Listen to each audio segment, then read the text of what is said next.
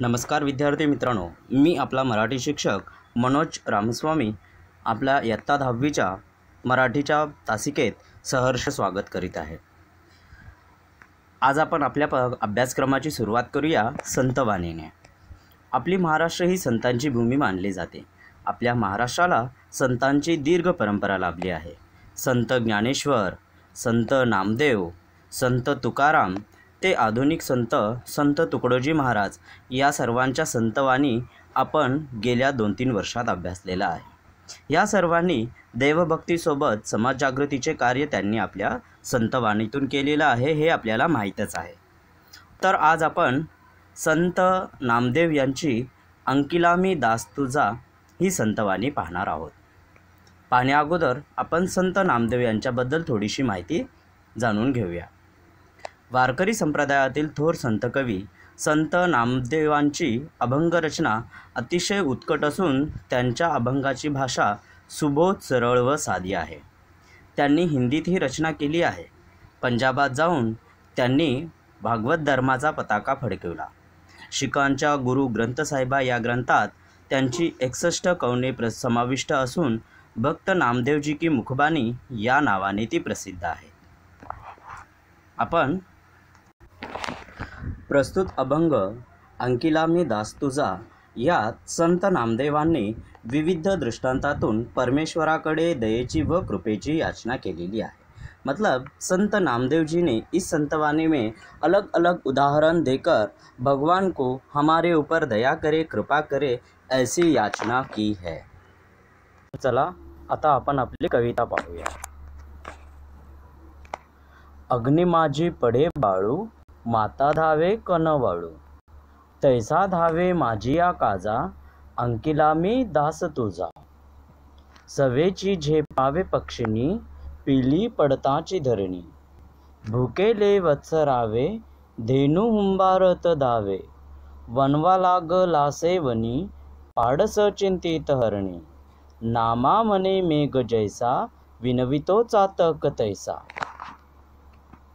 मुलांनो, एक गोष्ट लक्षात घ्या, आपल्या नवीन पेपर पॅटर्ननुसार आपल्या कवितेतले शब्दार्थ हे खूप महत्त्वाचे आहे।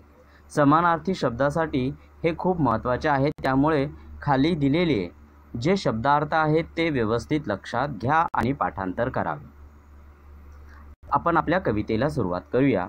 अग्नि माझे पडे बाळू, माता धावे कनवाळू, तैसा धावे माझी या काजा, अंकिला मी दास तुझा। अग्नि माझी अग्नीमध्ये, कनवाळू दयाळू, काजा कामासाठी, अंकिला अंकित झालेला।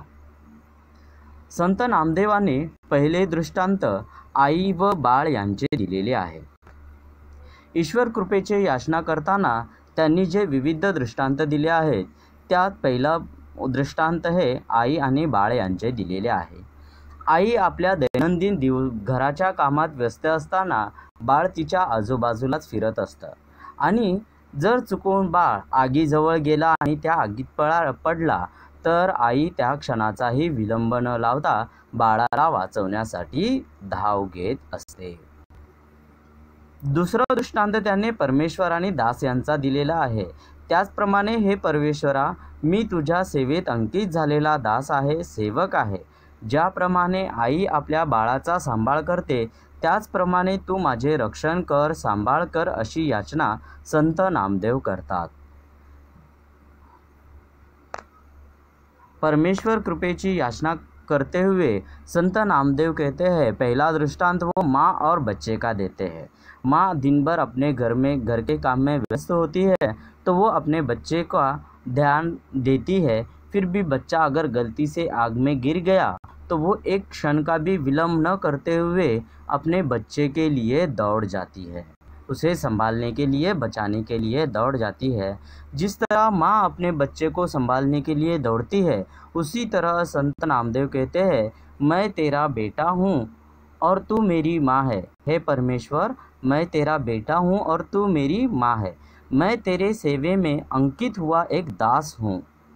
मैं तुम्हारे लिए ही समर्पित हुआ एक दास हूँ। जिस तरह माँ अपने बच्चे के रक्षण के लिए दौड़कर आती है, उसी तरह हे भगवान तू मेरे रक्षण के लिए दौड़कर आ, ऐसी याचना संत नामदेव श्री परमेश्वर विठ्ठल से करते हैं। सवेची झेपावे पक्षिणी, पेली पडताची धरणी, भुकेले वत्सरावे, धेनु हुंबारत धावे।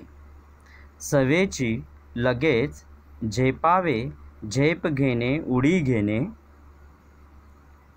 धरणी धरती, वत्सरावे वासराच्या आवाजाने, धेनु गाय हुंबारत आवाज करीत। तर संत नामदेवाने तिसरे दृष्टांत पक्षिणी आणि तिच्या पिल्लूचे दिलेले आहे। पक्षिणी आपल्या पिल्लांचा सांभाळ करण्यासाठी घरटे बांधते आणि त्यात त्या आपल्या पिल्लांना ठेवत असते। त्यांचं खाऊ पालन पोषण सगळं ती त्या घरट्यातच ठेवून करत असते। पण पक्षिणीचे पिल्लू जर चुकून जमिनीवर पडत असेल तर पक्षिणी एका क्षणाचाही विलंब न लावता पक्षिणी आपल्या पिल्लांना वाचवण्यासाठी झेप घेते, धाव घेते आणि आपल्या पिल्लांना वाचवत असते। त्याचप्रमाणे चौथा दृष्टांत त्यांनी गाय आणि वासरू यांचं दिलेलं आहे। गावातील गाय दिवसभर रानात चरायला गेलेली असते आणि जेव्हा ती संध्याकाळी घरी परतत असते तेव्हा तिचे मन व्याकुळ होते। तिला असं वाटतं वासरू माझे वासरू हे भुकेलेलं असेल आणि त्याची भूक भागवण्यासाठी ती रानातून हंबारत धावत येते आणि आपल्या पिल्लाची किंवा वासरूची भूक भागवते। संत नामदेव जी तीसरा दृष्टांत पक्षिणी और उसके बच्चे का देते हैं। पक्षिणी घोंसले में बच्चों को रखकर उनके लिए खाना लाती है, सब पूरा पालन पोषण वो उसे घोंसले में ही रखकर करती है ताकि बच्चा सुरक्षित रहे। पर जब बच्चा गलती से भी ज़मीन पर गिरने लगता है घोंसले में से, तो वो एक क्षण का भी विलम्ब न लगाते हुए बच्चे को बचाने के लिए उड़कर जाती है और अपने बच्चों को संभालती है और उसका प्राण बचाने की कोशिश करती है। उसी तरह गाय आणि वासरू, गाय और उसका बछड़ा।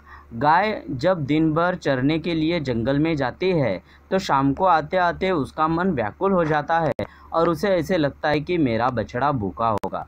उसकी भूख ख़त्म करने के लिए जंगल से गाय दौड़ते हुए चिल्लाते हुए आती है और उसकी भूख मिटाने की कोशिश करती है।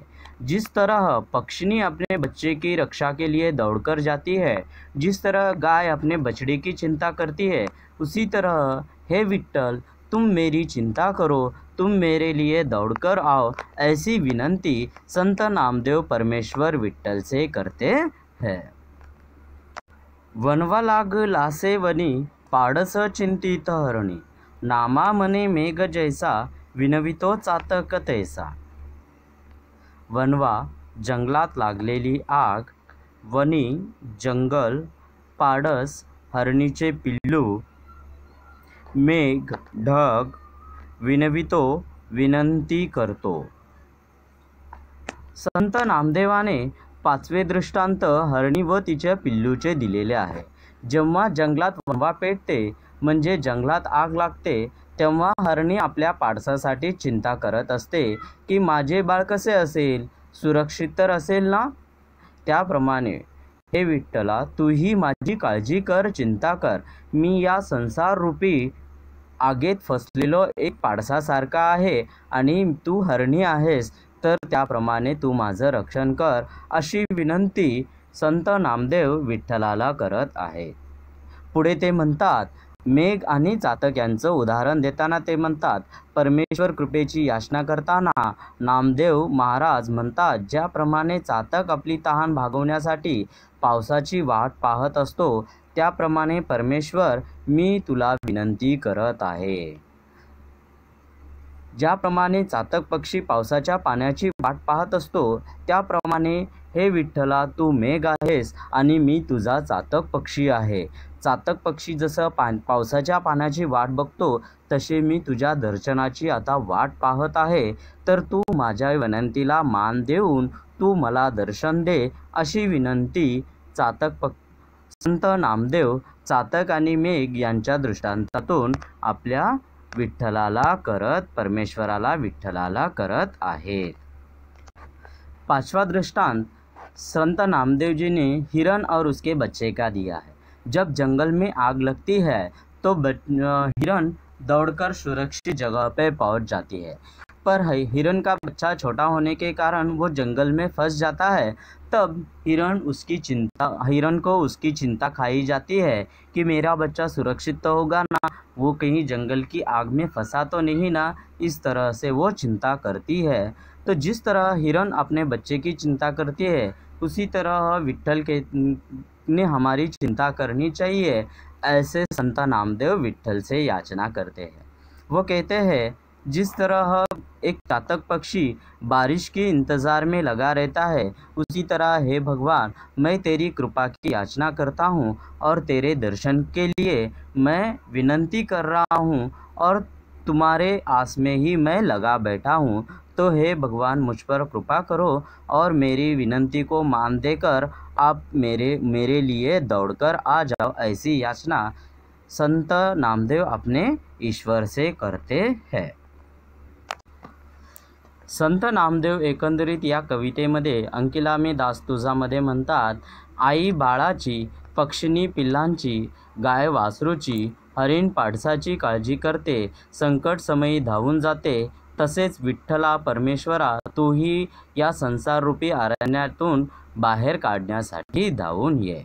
जिस तरह माँ अपने बच्चे का रक्षण करती है, पक्षिणी अपने चिड़िया के बच्चे का रक्षण करती है, गाय जिस तरह बछड़े के लिए चिंतित होती है, जिस तरह हरणी अपने बछड़े के लिए चिंतित होती है और उस संकट के समय में दौड़कर आती है, उसी तरह है परमेश्वर, मैं इस संसार रूपी आग में जल रहा हूँ, तो मुझे बाहर निकालो इन सब से और मेरे लिए दौड़कर आओ। ऐसी विनंती संत नामदेव अंकिला मी दास तुझा इस संतवाणी में परमेश्वर विठ्ठल से कहते हैं।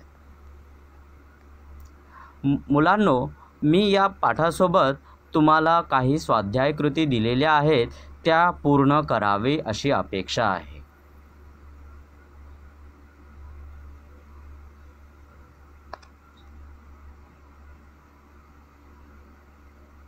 धन्यवाद।